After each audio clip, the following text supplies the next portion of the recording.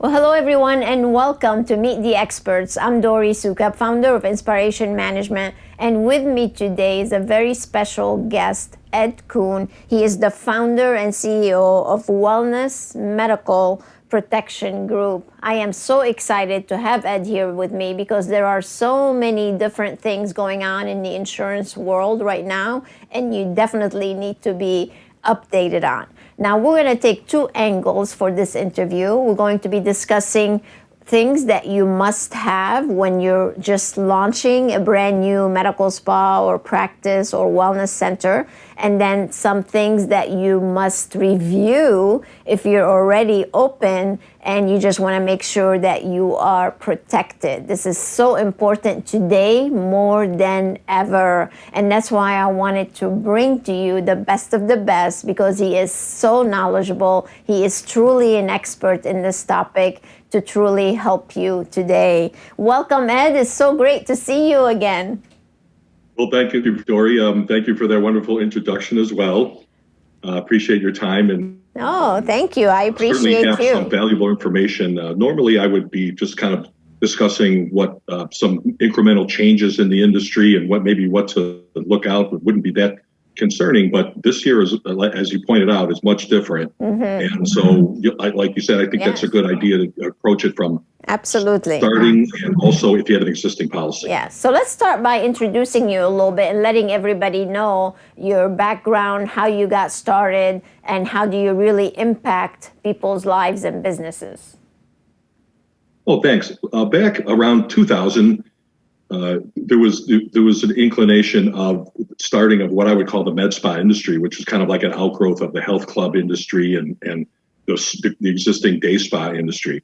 And I was approached by doctors that wanted to start basically doing hormone replacement therapy, and they knew that type of practice that they were going to have was going to be outside of the normal mainstream and the normal sick person type medicine, and that they needed some special coverage. We started back in 2000 with a specialty insurance agency called Liability Insurance Solutions that basically focused on providing coverage for anti-aging, aesthetic, regenerative, complementary, alternative medicine, really anything that is kind of like a cash-based practice, and it's outside of what I would call general medicine, disease-focused type medicine. Right. So we focus in that particular area. In 2014, I merged with a holding company that does supplements, nutraceuticals, develops websites. It's basically a technology company called Wise Tortoise Investments. And we changed the name to Wellness Medical Protection Group to be even more focused on this industry. We've developed programs, and this is all we do. So we see these types of accounts day in and day out, both startups, and also we have over 400 clients on our books right now. Nice. We share a lot of the same clients, especially the ones starting out. You are one of our referring partners.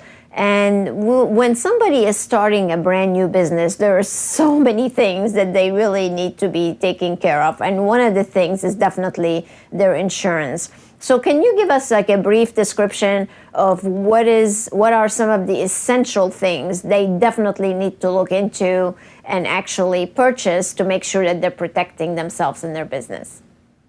Oh, great question. We hear that a lot. Really what we do is we look at your business plan. And that's the plan that the prospective client has developed. And it answers the key data questions such as, who are you? What do you call yourself? Where are you located? Who works for you? And most importantly, what procedures are you doing? What is the kind of flavor of your practice? Are you aesthetics? Are you anti-aging? Are you both? And we're starting to see a confluence of just a lot of procedures in there, and which makes all these med spas unique with each other. And so it's definitely focus on the types of procedures, the training. Every procedure should have good certified training behind it, and also patient-informed consent forms, which are typically provided by the person that does the training, such as Allergan for Botox or Syneron for a laser machine.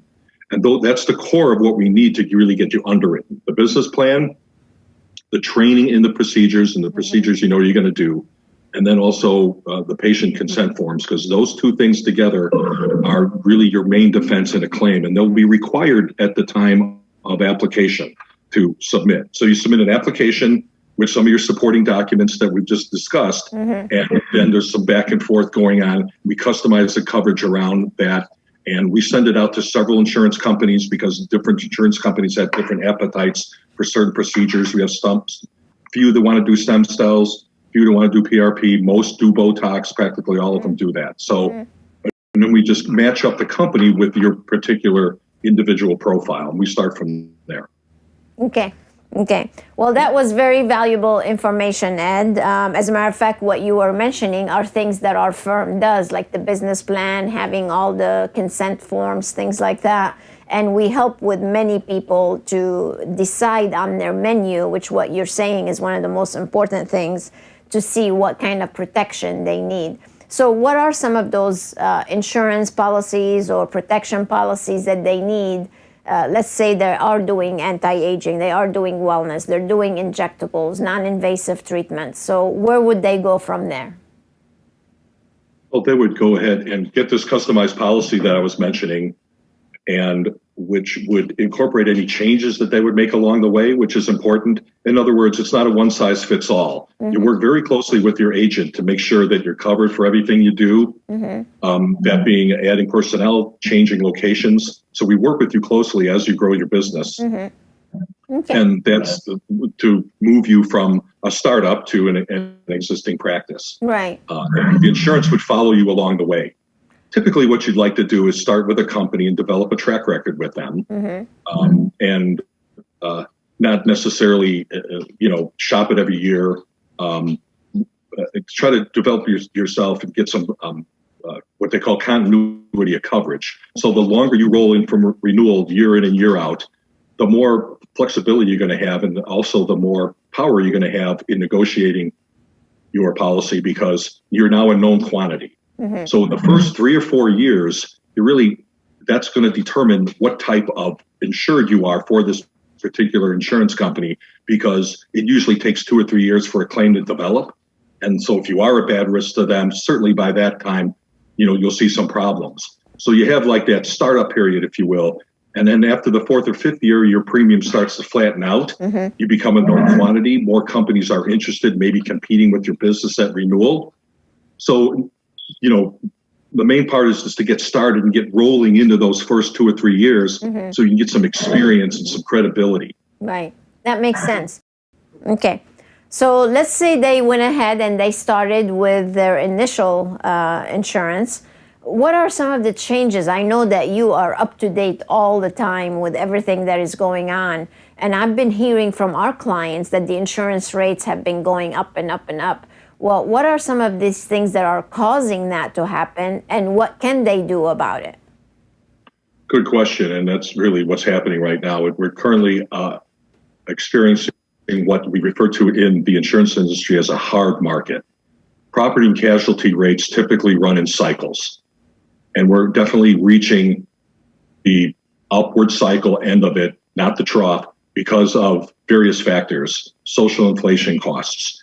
But really the core of it with this type of insurance is the losses have been mounting steadily in medical malpractice in general, and that has kind of filtered over into our med spa industry as well. Medical malpractice rates in general across the board for every doctor doing everything are up by like 50% in the last 10 years. Wow. Basically, what you're seeing here is an adjustment to the rates, and it's companies are actually starting to get some claims in that are relative to things that we are doing here in various areas, namely like laser burns, managing certain expectations on certain procedures, stem cells, PRP, not so much with injectables and skin work. And in that basket of products and services that clients offer, it's just starting to get more expensive to cover that. As more procedures are being done, adverse selection results in more claims rising. And it's a maturity of the industry, if you will, that it's just adjusting these rates. And will the rates go back down again? Sure, because that's how the cycle works. And so our clients right now are, best thing they can do is prepare themselves and be ready for it, because it is probably going to come. they're going to get flat. They're not going to get decreases because there's no competitive environment out there amongst the companies to compete on your business, because across the board, they're all experiencing these problems. Mm-hmm. So that really cuts into the effectiveness of shopping your renewal, because that's a reaction. I just got off the phone with a client. She had been with a company for about 10 years. But as you and I, Dori, we hear about premiums on the rise, she wants to be proactive. So she called me and said, I'd just like to see what's out there. And I kind of coached her through how to handle that, which would be wait to see what your incumbent's going to do. You've been with them a long time, and then just pivot off of that. Your best case scenario is your incumbent insurance company just rolls it and keeps your premium flat. No one's going to be cutting premiums now. Your best case scenario is that there's not an increase. And if you do get an increase, then you kind of will look at each individual case. They may not necessarily be indication of why it went up, but they are going up, and we got to look at each individual case. It is an across the board thing, but they still take into consideration the individual. You've been with them a long time and claims free, you're going to be in a good spot. Yeah, that's such valuable information you just shared. And the one thing that we're noticing is though some things are going up, not only insurance rates, but also products are going up, treatments are going up. But the sad thing that we see from our business side, Ed, is a lot of people are not raising their prices to accommodate the increases in their expenses. And that is one thing we really want to bring awareness here, to make sure that everybody is checking their pricing and checking their bottom line. So whatever is going on with all your expenses, everything is rising. Now is the time to raise your prices. But a lot of people have that fear involved here, and that's one thing we really need to get people to realize, that so if something goes up, then you definitely need to raise your prices a little bit. What are you seeing that's going on right now with all the pandemic, COVID situations? How is that affecting insurances? Yeah, more scrutiny, more forms. For instance, there's a COVID supplement now that they want med spas to complete, which address things like, are you following CDC guidelines, things that you've been doing already. They just want to warranty that and reiterate, make sure that you're doing it. And that probably won't last for a while, but they're looking at it closer. We realize that, but there hasn't really been any adjustments in coverage, like they're not putting any new exclusions on or anything like that. They're just making sure that you're doing what med spas have done all along, which is heavy sanitation, wearing masks, clean needles, and things like that. So the COVID, it seems the med spa industry bounced back faster than most, because they're already doing the things that are required to do that. Because of COVID, it expanded the telemedicine capability of a lot of practices. And so the underwriters have really taken all that into account, and really they expect you to have the same standard of care in person than you do virtually. And they haven't been able, it hasn't been around long enough in this bigger scale for them to be able to come up with certain risk factors that are indicative with telemedicine, which maybe not with in-person. And of course, med spas want to be able to offer the virtual and the in-person now. I myself, with my own hormone replacement doctor, I only go see him less now in person, because now we can do virtual checkups. Yeah. Has the definition of telemedicine to the underwriters is basically electronic communication. That's what I want done on a HIPAA compliant platform. And then everything else is what you want to be able to do, but it's going to be doctor-patient reaction. So the COVID reaction, telemedicine, those are the two things that have contributed to recent changes going into 2021. Yes. Let's talk a little bit more about telemedicine. I think that's a very important topic right now, and many physicians are actually shifting to doing more and more of that with the current situations we're in. Is there a different insurance coverage that they need for telemedicine that they would actually have for their regular medical practice or med spas? Well, you think there would be, but so far there's not. They expect you to really handle your practice the same as an in-person. And so as long as you adhere to the state laws, you have a HIPAA compliant platform that will keep you, from being compromised or having your patient's privacy compromised. They're looking at it as the same as if it's an in-person practice. We're getting approached by companies that want to do telemedicine and virtual in a much bigger way than has been done for certain procedures that are indicative, are more conducive to that. So there really hasn't been any clamping down on telemedicine that actually encourage it. Because it obviously is a safer way to maybe deliver medicine for certain procedures. We're dealing with it case by case, basically. Very good. Let's shift a little bit. What are some of the things that people can do to avoid potential losses now? What are you seeing? Well, we mentioned it earlier. The two things are having good training in the procedure and also the patient consent. Sit down with your patient, let them know what the procedures entails. Let them, and that all comes down to what always has been one of the major concerns, which is managing expectations. For instance, if you have an unsatisfied client, have some kind of policy that could respond to them when they say, I'm not satisfied. Do you give me their money back? Or you tell them that, we'll do this, that, or that certain things will happen. But you have to have a policy for that. And that's one of the things you can do to avoid potential losses.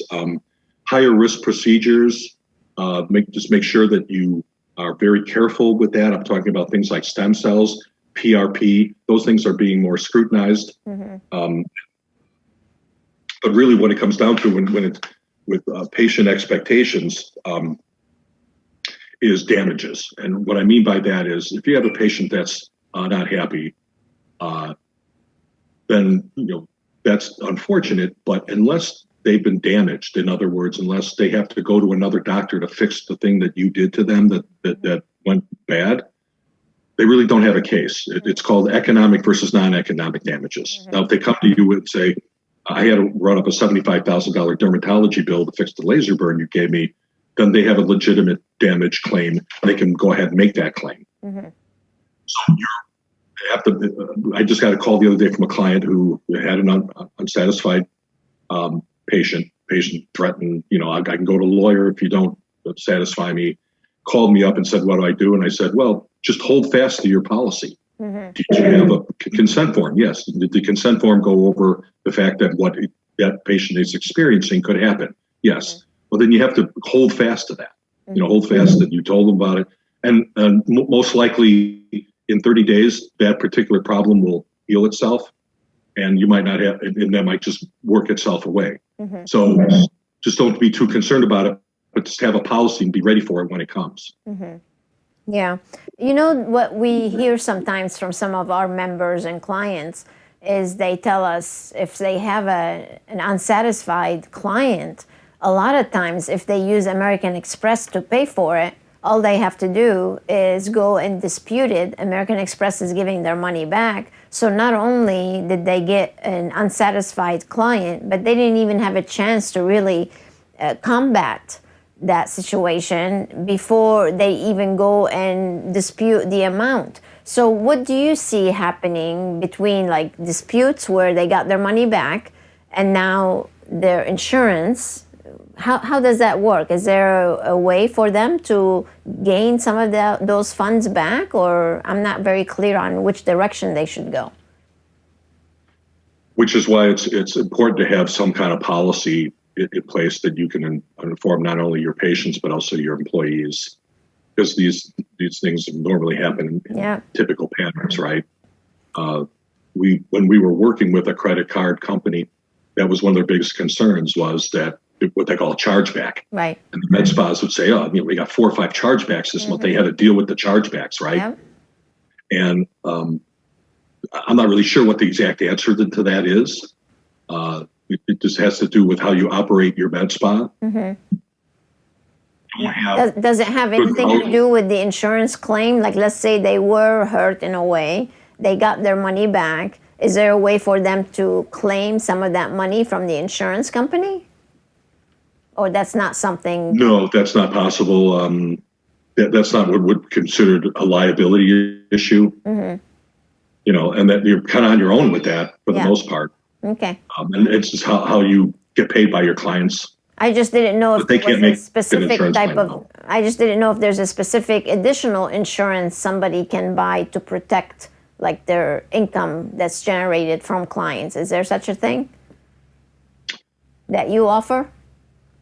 Yeah, it's somewhat what you're referring to as business interruption, but not in this particular case. And Okay. that's certainly a risk of doing business. That's Right. not that could develop into a loss that would not be supported by an insurance policy. Yeah. Okay.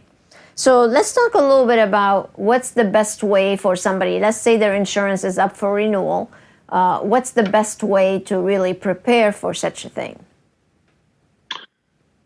Develop a strategy with your current agent. Work with your current agent to make sure that you manage the expectations. Three things. Number one, be as direct as possible on your renewal application. Make sure you represent everything that you're doing. The second thing is see what your incumbent insurance company is going to do. That's where the volatility in the marketplace comes in right now. Your particular company may be experiencing losses heavier than maybe your competitor, and they will reflect that in your renewal price. Or they might just leave you, look at your particular case and say, well, this particular med spa isn't doing the type of procedures that are getting us in trouble, so we're okay with that. And for instance, low-level aesthetics, where maybe you're just doing Botox, you're doing some peels, microdermabrasion, that has really been unaffected by this because of the fact that they're on the low end of the risk scale, as opposed to the higher end of the risk scale, which is like your regenerative medicine doctor that's doing chelation therapy and PRP and doing more like disease-focused and more osteopathic type things, where they're dealing internally as opposed to the skin, and the aesthetics, which is doing it on the externally, which of course is going to be less risk. And those are the types of things they look at, your particular mix of business. And then so see what your incumbent's going to do and see how they're going to handle your renewal, because it's unsure. It's not really a conclusion that everyone's going to get big increases across the board. Your particular case might be different. And then finally, the one thing we agents are really curtailed on lately is finding alternative competitive quotes in the event you do get a big increase. There's not necessarily going to be a company out there that wants to step up and replace your coverage at a competitive rate because of this across the board nature of how they're all kind of feeling the pain. So those three things: work with your agent close, and try to get ahead of the curve as much as you can. See what your incumbent is going to do with you. You could get an increase and when in fact your business is actually down from a revenue and from a procedure standpoint. And then thirdly, pivot off of that and see if you can get some alternatives. In a lot of cases, you're just going to have to stick with what they have because we don't have anything to offer you to replace what you have. And that's kind of like the nature of what's happening right now. Yeah. It's interesting. Those are things a lot of people don't really sit, and it's not like in the forefront of their mind, right? And it's something that they should be thinking about. How often should someone review their insurance policies, Ed? A good question. If you haven't done it in 3 or 4 years, now would be a good time to do it because of what's happening out there. But really, I think if you're in the middle of the bell-shaped curve, that you should just stay put. And only maybe if there's going to be some kind of change in your practice, or if there's some kind of change that's going to happen in the marketplace as well.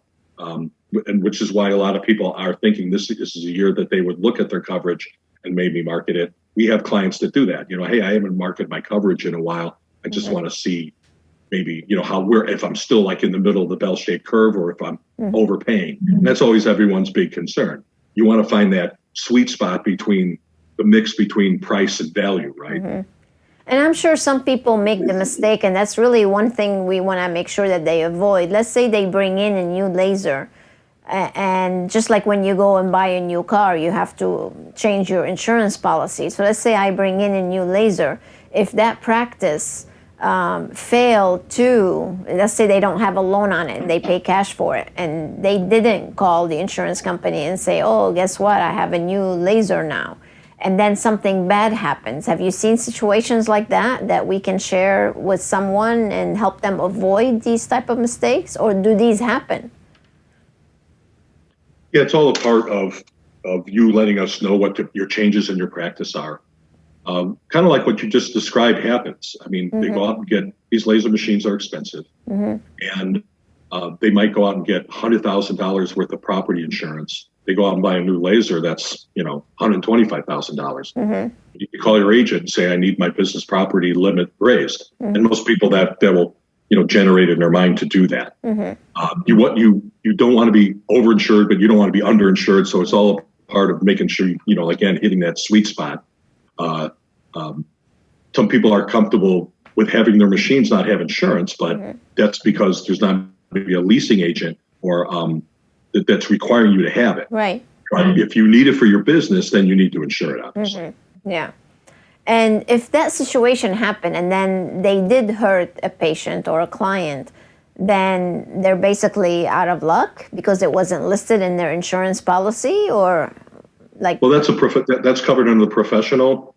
What I was talking about is physical damage to the property itself, whether the machine gets stolen, gets damaged. Right. But as far as their medical, but as far as their medical, their treatment insurance, then they would be covered under that scenario. Correct. Okay. Yeah, sounds good. What other things can our listeners find out about, mistakes to avoid, things that they should do, things to make sure that they're doing the right thing? Any tips that you have, general tips for our consumers, our listeners? Good question. Most of it's, common business sense. But I really want to narrow down the most important focus would be patient expectations. You manage patient expectations well, then you're going to avoid 99% of the problems. So of course, you buy insurance for the things that are always going to pop up unexpectedly. And in your industry, of course, there are certain things in every industry that is a common denominator as far as risk. And in our industry, in the med spa industry, it's always going to be patient expectations, because the transaction is you have a patient paying cash, not, health insurance. They're paying their own cash for their looks, their appearance and their way they feel in terms of anti-aging. And so it's very personal. And so they're going to want to, at the same time, as you know this, develop a personal relationship with you, the spa owner or the care, the person doing the procedures. And that's the key, is to keep that going. That's why it's important to have policies. If there are adverse things that happen in your patient relationships, which will make that easier to handle, because if you have a disgruntled patient, obviously you increase your risk of having, and if you couple that with damages, then that's a scenario for a claim right there. Yeah. Of course, the other thing is that we cover is licensing as well. And cover board actions which is common with patients. Patients aren't happy, they'll go ahead and rat you out to the state medical board, and then anonymously in a lot of states, we can make an anonymous complaint. Now you're in the position where you have to defend yourself. Yeah. Well, part of your most med spa policies have this defensive license coverage where you get a lawyer to defend you, and 99% of the time, unless it's a really solid case where they have a lot of substance to it, they will just go away, because again, they're really just trying to make a complaint against you. Yeah. And there are a lot of people out there just looking for a reason to sue someone or report you to something. And that's why what you were saying about managing expectations is probably one of the most important things, because you can't overpromise. It's always better to underpromise and overdeliver than to overpromise and underdeliver. That's where you usually start getting in trouble. That's great advice you just shared, Ed. Great job. So you guys, we wanted to be able to give you enough information today to at least awaken you and get you to think about all the things that you are doing now regarding your insurance and your coverage and what you should be doing. So make sure that you give Ed a call. He is, like I said, the best in the industry. He is on our resource list. We always recommend him for anybody that's coming to us. And I'm confident that he can definitely help you. Ed, where should someone go to be in touch with you? Our website is www.medispacover.com. That's medispacover.com. Or my direct phone line is 773-293-6185.